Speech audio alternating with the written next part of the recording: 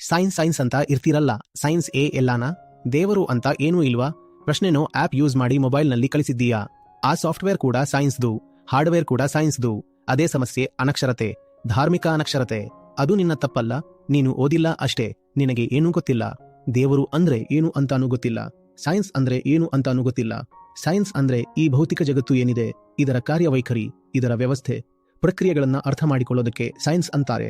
ಈ ಪ್ರಪಂಚ ಯಾವ ನಿಯಮಗಳ ಮೇಲೆ ನಡೀತಿದೆ, ಇಲ್ಲಿ ಏನೆಲ್ಲ ನಡೀತಾ ಇರೋದು ಕಾಣ್ತಾ ಇದೆಯೋ ಅದೆಲ್ಲ ಯಾವ ಕಾರಣಗಳಿಂದ ಆಗ್ತಿದೆ, ಅದನ್ನ ಒಂದು ಭಾಷೆಯಲ್ಲಿ ಬರೆಯೋದು, ಕೊನೆಗೆ ಅದನ್ನ ಗಣಿತದ ರೂಪದಲ್ಲಿ ಇಡೋದೇ ಸೈನ್ಸ್.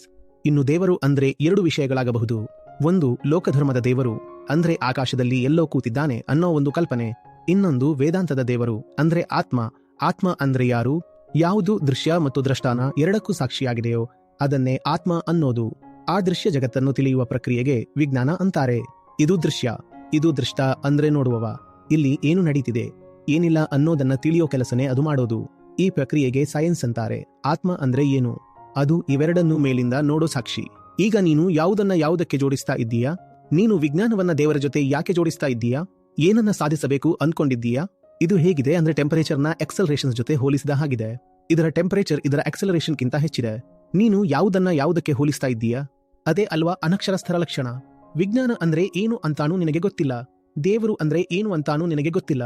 ಆದ್ರೆ ವಿನಯ ಅನ್ನೋದು ಸ್ವಲ್ಪನೂ ಇಲ್ಲ. ನೇರವಾಗಿ ಪ್ರಶ್ನೆ ಕೇಳೋಕೆ ಬಂದ್ಬಿಟ್ಟಿದ್ದೀಯಾ?